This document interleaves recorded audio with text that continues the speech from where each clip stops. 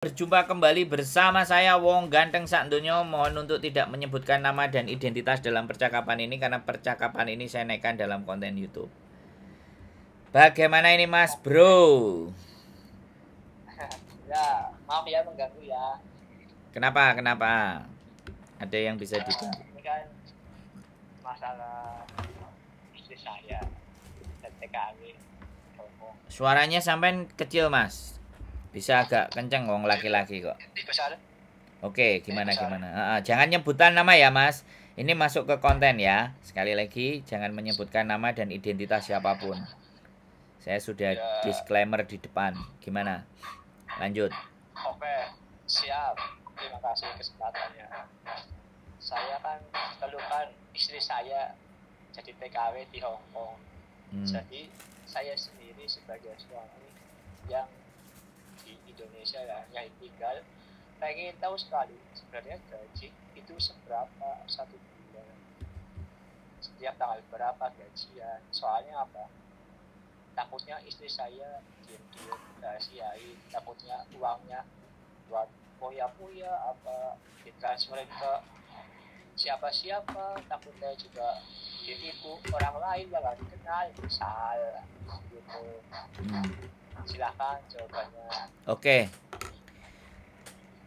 Untuk masalah gaji ya, untuk masalah gaji di Hong Kong dan seberapa saya akan sampaikan. Gaji standar di Hong Kong 4870. Silakan sampein kurs sendiri. 4870. Silakan sampein kurs sendiri. Saya hanya bisa menjawab standar gaji di Hong Kong. Untuk menjawab sebentar, saya giliran saya ngomong ya, kan kita gantian ngomongnya, oke? Oke. Nah, nanti ada kesempatan sampean saya kasih kesempatan untuk ngomong. Saya tadi kan sudah sampean ngasih kesempatan saya ngomong. Jadi, pada saat kalau yang sampean tanya gaji standar saya bisa kasih tahu. Tapi kalau yang sampean tanyakan tanggal berapa dia gajian, ya kan? Terus uangnya ditaruh di mana? Kemudian untuk kebutuhan apa? Kenapa nggak dikirim ke Indonesia? Itu sudah ranah privasinya istri sampean dan sampean. Nah, sekarang sampean mau ngomong. Saya nggak bisa jawab kalau itu. Itu ranah pribadi sampean dan istri sampean. Bagaimana sampean berkomunikasi dengan sang istri? Wes, lanjut. Sampean mau ngomong apa lagi? Oke, terima kasih. Mungkin ya saya lagi penasaran juga, kan siapa tahu kayak Mas tadi bilang gaji sekian lah. Oh ya, saya udah menganalisa, tapi kan sekarang kembali lagi berarti ke istri saya, karena istri saya belum sama sekali terbuka, sudah hampir 2 tahun di Hong Kong. Halo? Gitu Mas. Ya. Soalnya gini loh Mas, ketika saya menceritakan, kan belum tentu, karena saya juga nggak berkomunikasi dengan istri saya sampean. Yang justru saya ingin bertanyakan sama sampean, kenapa kok tidak terjadi komunikasi yang baik antara sampean dengan istri? Ya saya malah jadi bertanya, kalau sampean bertanya ke saya, gaji standar segitu, ya kan? Nah, kenapa sampean sudah satu kontrak, kenapa hubungannya atau komunikasinya dengan sang istri itu nggak ada? Nah, nggak apa-apa, sampean ucapkan di sini, sampean sampaikan di sini apa yang menjadi persoalannya sampean. Jadi biar teman-teman yang di Hong Kong itu juga tahu bahwa ada suami yang seperti ini, bingung dengan istrinya gitu loh. Halo? Ya, halo juga. Ya, lanjut silakan. Duh. Saya tadi balik nanya, kenapa kok tidak terjalin komunikasi yang baik sama istri? Kenapa sampean penasaran? Kenapa nggak sampean tanya sendiri ke istri? Ya itulah saya baik lagi ke istri saya berarti ya Mas ya. Ya, karena saya saking penasarannya banget. Kadang istri kan merahasiakan, pokoknya segitu syukuri gitu. Jadi saya kurang puas sekali. Jadi saya tadi malam baru nonton konten YouTube ini Miss Yuli channel itu, subscribe saya suka. Jadi saya dan nomor HP, siapa tahu sharing, tahu persis sama masalah-masalah di Hongkong, seperti dari terutama penasaran saya dijawab dengan jelas. Ya, terima kasih. Nah, jadi kalau sampean udah saya kirimin segini, ya kan, cukup, nggak cukup silahkan diurus sendiri, silahkan ditanggung jawab sendiri yang di Indonesia. Menurut saya istri sampean baik, menurut saya istri sampean bagus, ya kan. Jadi mau nggak mau, bisa nggak bisa, bagaimana cukup dengan uang segitu, ya. Mungkin dia dibalik itu punya tabungan. Jadi sampean, saya berpesan jangan berpikiran jelek, ya kan. Jangan berpikiran jelek kepada dia, tapi tanyakan baik-baik, ya kan. Gajinya 4870. Kalau dihitung rupiah itu sekian. Mohon maaf ya istriku, aku nggak bagaimanapun. Aku cuman ingin memastikan ya. Duitnya kan kamu tabung toh buat dirimu sendiri. Enggak, aku nggak minta. Tapi paling tidak aku jadi suami, aku ngerti. Wis, kayak sampean kalimatnya begitu saja. Kalau dia nyente-nyente marah-marah, ya sudah. Berarti dia memang nggak mau disenggol. Karena sama kayak saya, Pak. Ya, Mas, aku bilang. Kalau saya gajian, langsung lari ke istri saya. Tabungannya istri saya berapapun aku gak ngurus. Yang penting aku udah punya duit tak kasih ke istri. Itu kalau saya. Ya. Nah, Ya, aku ya. itu saya. Lah kalau sampean kerja terus istri malah sudah ngasih. Lah, apalagi ngasihnya ke sampean. Nah, ya harusnya kan sampean juga nunjukin aku juga dapat nih tabunganmu yang kamu kasih dan gaji yang aku punya jadi sekian. Jadi biar dia juga senang. Jadi kalau mengorek-ngorek, kalau mau tahu info duitnya dibuat apaan dan seperti apa, bagaimana, wajar sampean mau tahu. Itu wajar sekali. Tapi sebaiknya dikomunikasikan secara baik-baik. Tapi kalau dia nyente-nyente, ya sudah. Karena begini Mas, saya sampaikan juga, di Hong Kong itu bukan hanya nerima gaji aja. Mbak-mbak di sini itu Senin sampai Sabtu itu bertempur melawan majikan yang cerewet, banyak perhitungan, ngomel, selalu disalahkan. Ya itu yang wajib sampean syukuri. Dia bisa bertahan sampai 2 tahun, itu bagus. Dia nahan semuanya. Lah kalau sampean ibaratnya sering perhatian sama dia, kalau capek ya ngantuk tidur, kalau libur nggak usah boros-boros ya. Ada waktu kalau punya longgar, kita telepon. Aku pingin lihat wajahmu yang manis, yang cantik, kayak gitu kan. Manis-manis kayak gitu lama-lama kan dia cerita sendiri, Thomas. Ya. Gimana?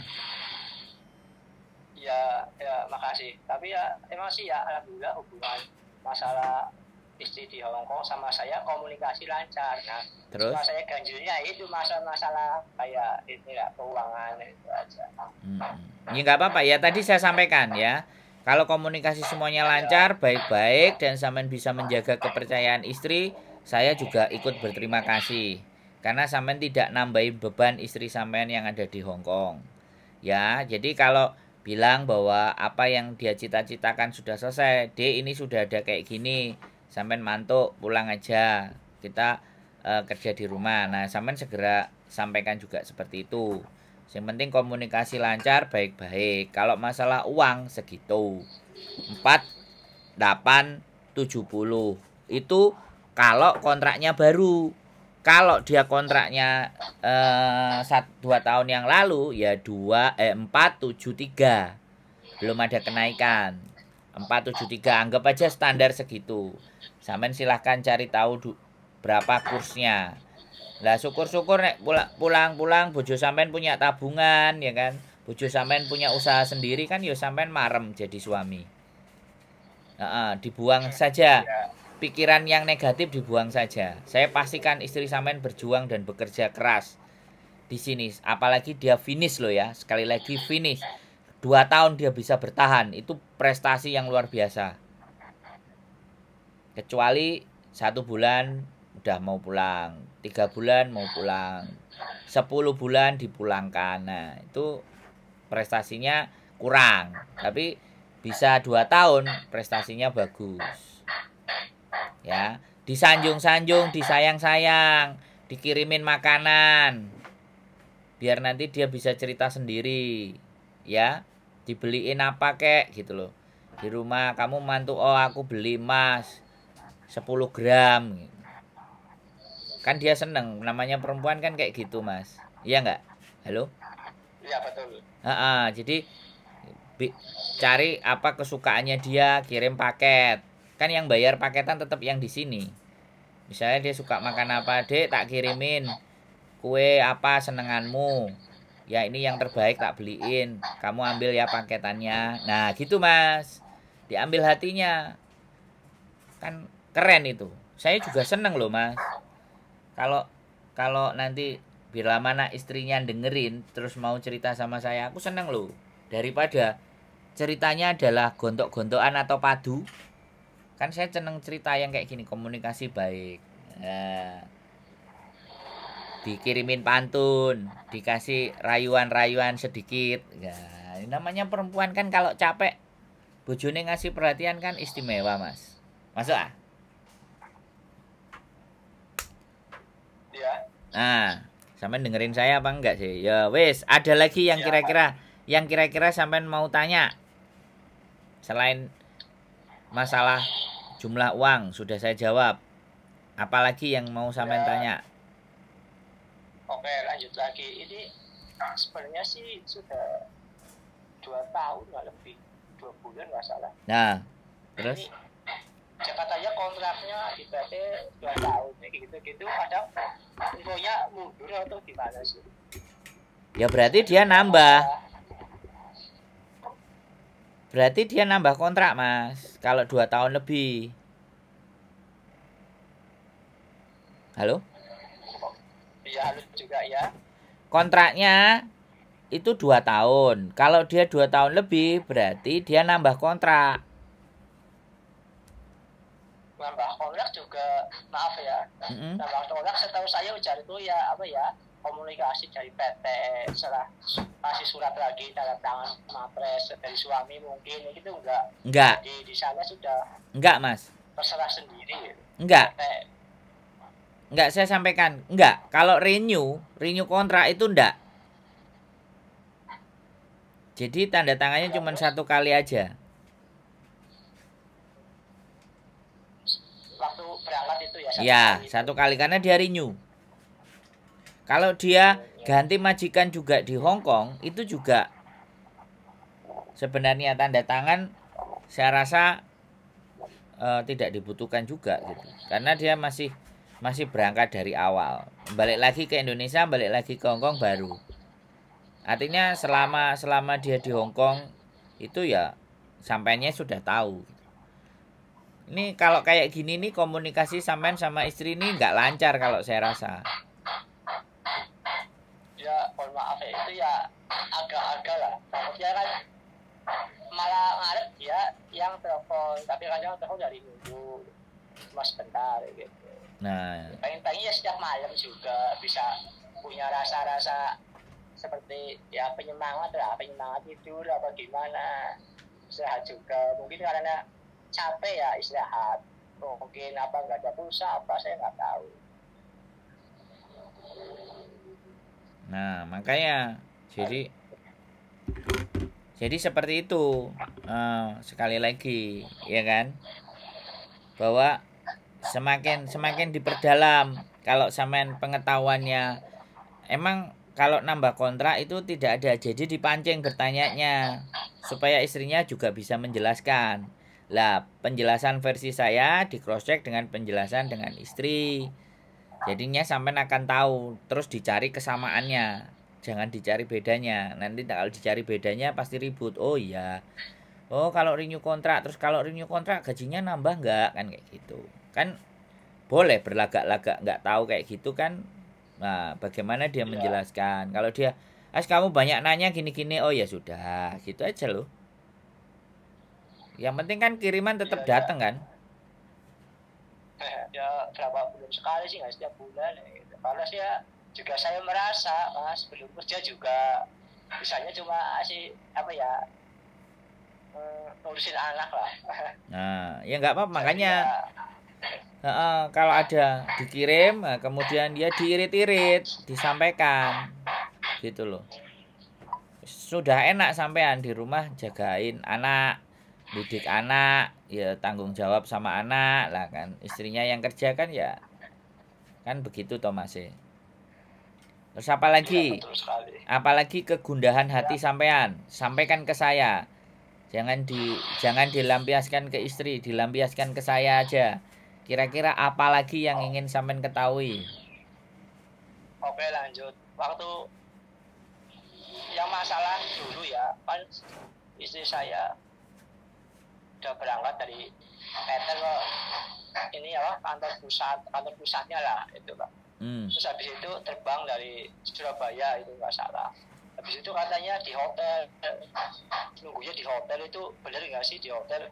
Ya mungkin sendiri apa hotel gimana itu ada terdapat pelabuhan gitu. Jadi saya agak penasaran hotel betul. Gitu. Ya, sampean tanyakan ke saya tak jawab. Ya, jadi kenapa nunggunya di hotel? Karena pas masa istri sampean berangkat kalau 2 tahun yang lalu, itu 2021 itu masih Covid. Nah, Covid itu belum boleh masuk ke rumah majikan selama 2 minggu. Maka dia harus dikarantina. Dikarantinanya di hotel. Jadi itu demi prosedur dengan majikan. Siapapun yang masuk ke Hong Kong, ya kan? Siapapun yang masuk ke Hong Kong dari negara manapun itu harus ada masa karantina. Nah, tak jawab Mas. Kalau 2 tahun yang lalu loh ya berangkatnya istri sampean. Jadi nggak ada masalah itu. Di hotel pun dia sendiri. Tidak boleh ada 2 orang. Hanya ada 1 orang. Saya aja sama istri saya mau berangkat nggak boleh, hotelnya harus sendiri-sendiri. Kalau hotelnya sendiri-sendiri kan bayarnya mahal Mas. Jadinya waktu Covid itu begitu peraturannya Hong Kong.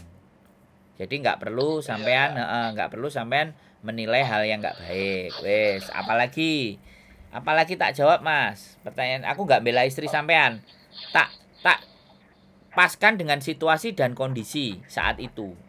Karantina itu Mas. Oh iya. Itu masa karantina Covid. Sharingnya ya, lengkap sharingnya ini. Terima kasih banyak. Ada lagi yang sampean mau tanya? Ya, lanjut lagi. Ini masalah ya juga saya heran kalau di luar negeri bisa kirim uang katanya ada toko Indonesia Mall itu. Betul. Gimana? Emang bener itu Mas? Betul. Kirim uangnya harus ke toko Indonesia atau ke 7-Eleven. Jadi kita tidak bisa atau kita harus setor uang di bank dulu baru. Nah ini tuh harus keluar dulu. Dan keluar itu ada teman-teman mbak-mbak itu yang nggak bisa keluar atau nggak bisa libur atau nggak boleh libur atau disuruh lembur karena jaga kakek nenek. Jadi memang benar kirim uangnya harus keluar. Nggak bisa di dalam rumah. Ketika nerima gaji dari majikan itu harus dipindah dulu. Dikirim dulu, dimasukkan rekening Indonesia boleh, baru ditransfer ke sampean, atau dia langsung kirim uang ke nomor rekening sampean, tapi itu harus keluar mbaknya. Nggak bisa di dalam rumah, kecuali majikannya mau bantu. Begitu Mas, nggak salah itu.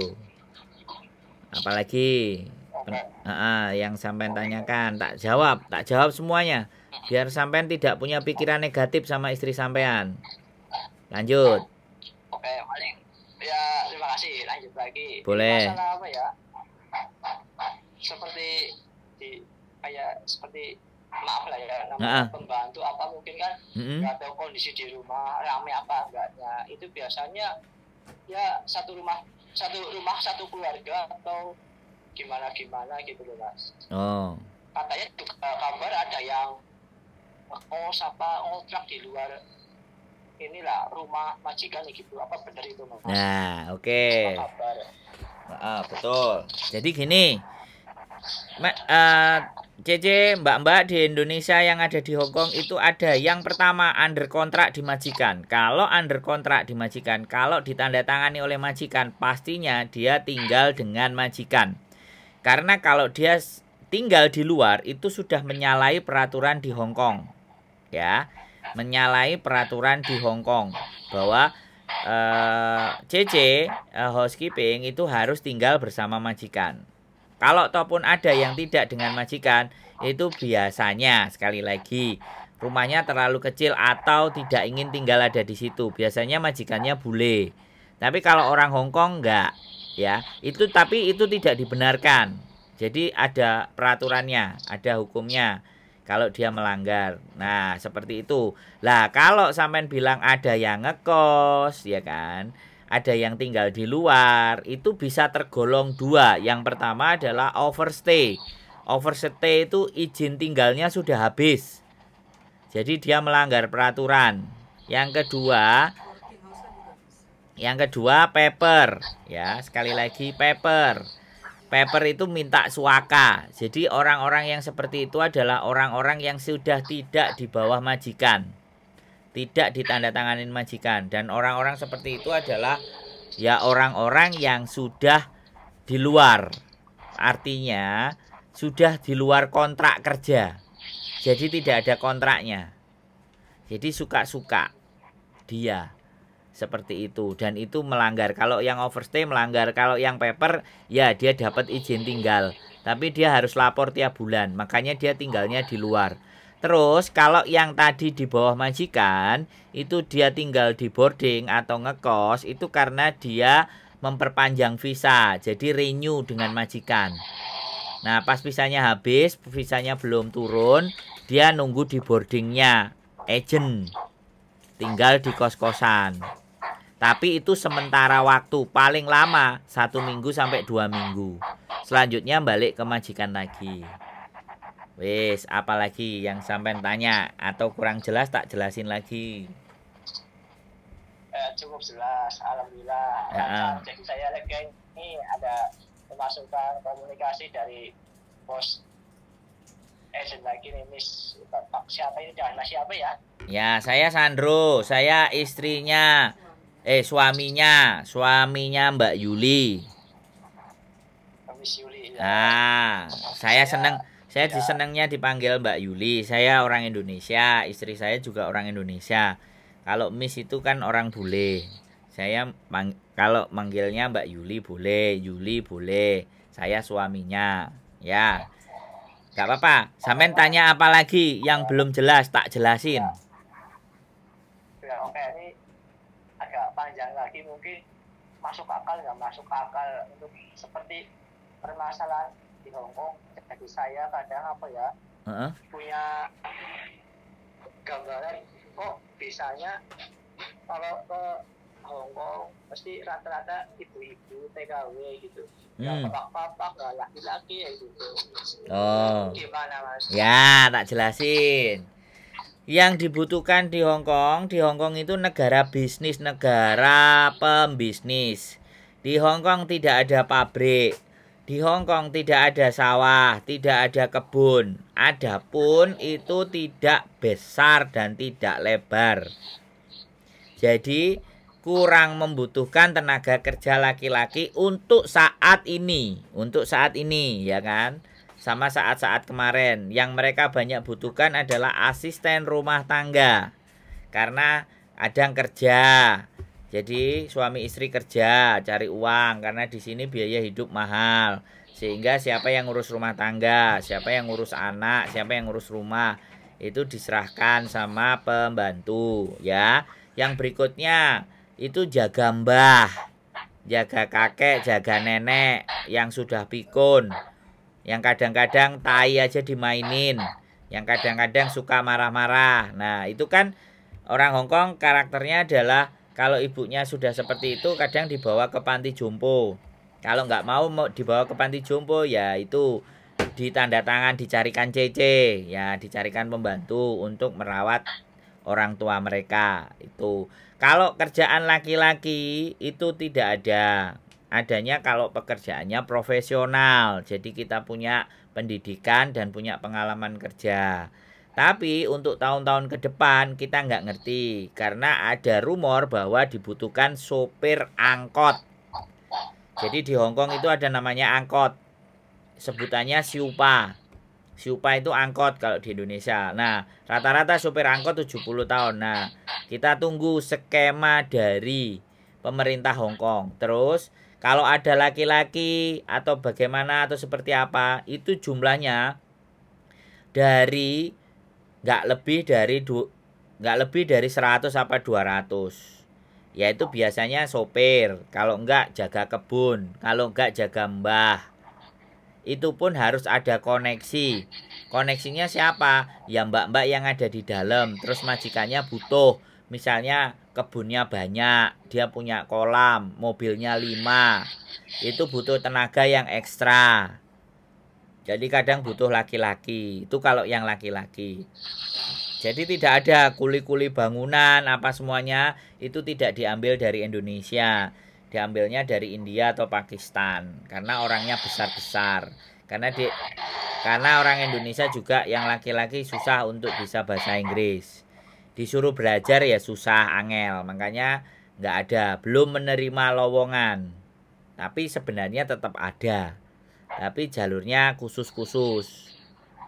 Misalnya istri sampean kayak gitu ya, majikannya itu punya kebun lebar, majikannya punya mobil 5, majikannya punya anjing 10 misalnya. Nah, istri sampean kan sudah dipercaya sama majikane. Tolong dong aku butuh karyawan. Ya wis, bojoku tak jak boleh enggak? Boleh. Akhirnya bojone dijeng. Ngalok ngarani ku dijeng, ngarannya diambil. Kalau orang kita Indonesia akhirnya suaminya diambil untuk bantuin kerja. Itu nah koneksinya kan sama istrinya, harus ada koneksinya itu biasanya. Karena dia tidak semerta-merta mau ngambil orang Indonesia. Yang kemarin di konten saya itu membangun kuil, bangun wihara. Karena tenaga kerja di Hong Kong kan mahal. Yang punya wihara akhirnya ngambil orang Indonesia laki-laki untuk bangun, ngangkati semen, ngaduk semen, beres-beresin, betul-betulin itu ada. Gitu loh Mas Bro. Wes, apalagi yang mau sampean tanya? Ada kurang jelas? Tak ulangi lagi kalau kurang jelas. Ya, oke, terima kasih. Jadi saya ini tahu di gambaran di negara orang lain seperti di Hong Kong. Siap. Ya, misal seperti apa ya? Yang dikatakan gambarnya ya orang laki-laki kerja di sana seperti proyek supir angkot itu berarti ini ya sedikit-sedikit yang diambil biasanya ya. Iya. Jadi bukan harus ya, biasanya punya koneksi. Atau kita punya yang kerja jadi bartender juga ada, ya, bartender. Yang kerja di perusahaan telekomunikasi juga ada. Jadi ada juga yang bekerja jadi pegawainya bank juga ada. Tapi banknya Bank Indonesia. Jadi dibawa ke Hong Kong. Jadi kayak gitu. Kalau yang lawaran, kalau yang artinya kita ngelamar atau kita cari majikan itu ada pun tidak banyak. Gitu. Gitu ceritanya Mas Bro. Kalau ada yang maksa jadi turis terus di sini cari kerjaan itu melanggar hukum. Tidak dibenarkan dan tidak dianjurkan. Walaupun saya dulu begitu. Sampai kalau mau tahu banyak juga tonton channel YouTube saya namanya Sandro Jabrik. Wah, di situ juga banyak itu ceritanya. Cerita. Saya juga subscribe. Ya, nggak harus di-subscribe. Yang penting buat wawasan dan pengetahuan sampean. Jadi saya orangnya juga nggak sembunyi-sembunyi. Saya orangnya juga kelihatan. Saya juga punya channel YouTube. Boleh sampean cek-cek, sampean lihat-lihat. Terus apalagi yang ingin sampean tanyakan, saya akan jelaskan. Jadi katanya kan Hong Kong itu juga dulu sih pernah saudara saya dari Hong Kong tapi memang ada hubungan. Sinyal sampean putus-putus Mas. Jadi saya nggak bisa mencerna pertanyaan sampean. Sampean ulangi lagi. Mohon maaf ini. Nggak apa-apa.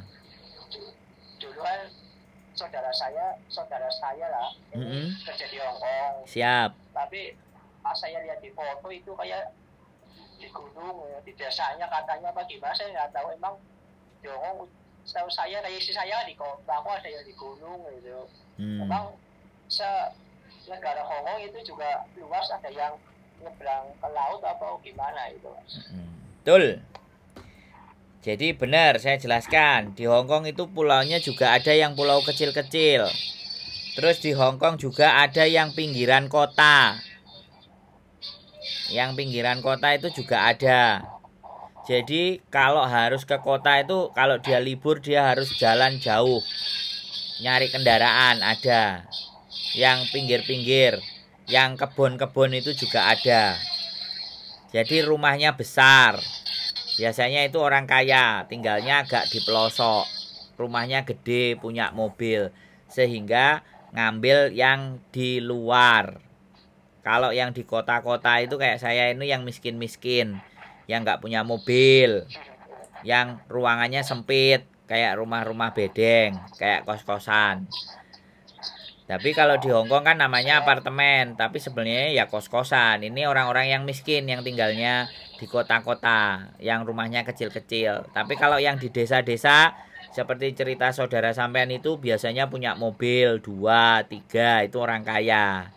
Makanya dia memilih tinggalnya agak jauh dari kota. Karena dia punya kendaraan. Begitu masih benar. Ya mungkin ya, saya nggak tahu juga sih. Ya saya kasih tahu sekarang. Saya kasih tahu. Ya. Kan sampean cross check. Saya jawab. Begitu ceritanya.